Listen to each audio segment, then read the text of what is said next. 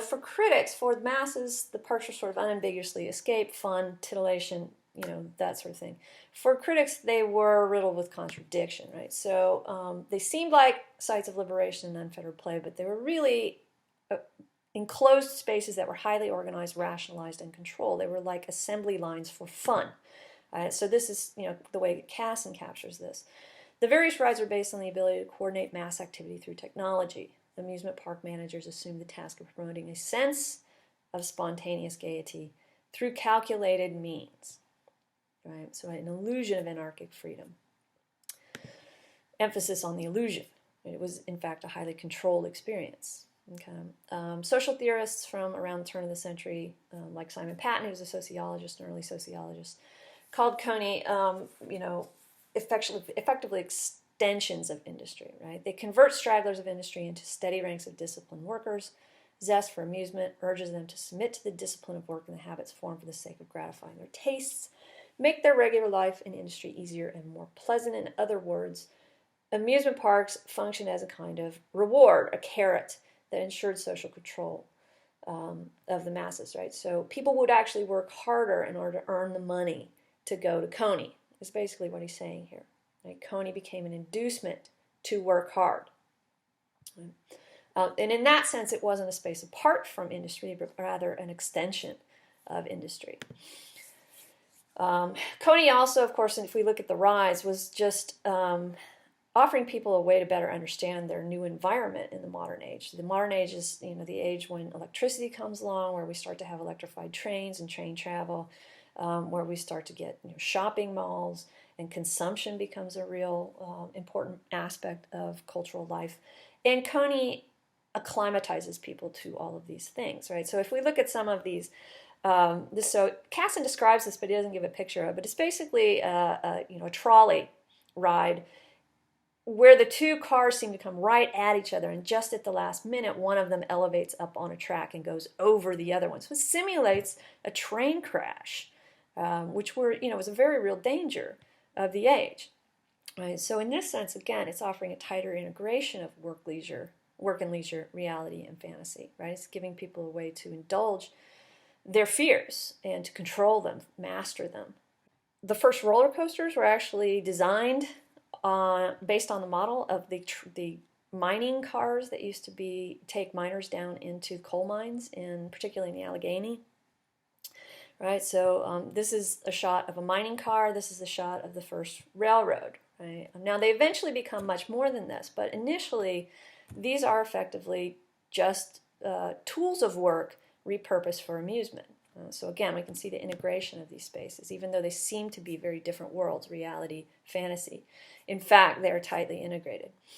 Right? And then, of course, we have the cultural authorities of the day who worry about all of these people being thrown together in such a context that encourages anarchy, right? In a context where they invite you to break up our China if you can't break up your own, right? That sort of escape mentality. So, this is Jane Addams, director of Hull House in Chicago. It was a reformist settlement home where new immigrants could come and learn English and practice folk dancing and be exposed to the best of American culture, sort of Americanized through this facility. Reformers like Addams felt the kind of amusements Coney offered were licentious. Right? They were unorganized, disorganized. They were effectively a kind of letting off of steam. But they weren't directed in any way. They weren't focused, and so they weren't really training people in the values that they need to survive in society. So these reformers organized alternative forms of what they call directed play. This is part of the play movement. And they advocated things like safe and sane 4th of July celebrations and playgrounds and directed family calisthenics, all of which were designed to reinforce those genteel values of self-restraint, discipline, education, etc. Coney was perceived to be the opposite of that. All right, so this is from one of the play movement leaders, Luther Gulick, and his description of how play should be organized for people. This is an image of the kind of directed play that reformers were advocating. And their concern is essentially the perpetuation of democracy. Democracy requires intelligent, informed, disciplined citizens. All right, so the last thing I want you to think about is, what is John Kassin's view of Coney? So he lays out all of these conflicting views: people who like Coney, people who don't like Coney, people who indulge themselves at Coney, people who are afraid of what's going on at Coney, who think that it's just a space of hedonism and anarchy, and it's training the masses to revolt, right, from the social order. So he lays out all of these views, but what is his own view of Coney? What ultimately does he settle on as a way of understanding this space? So think about that as well.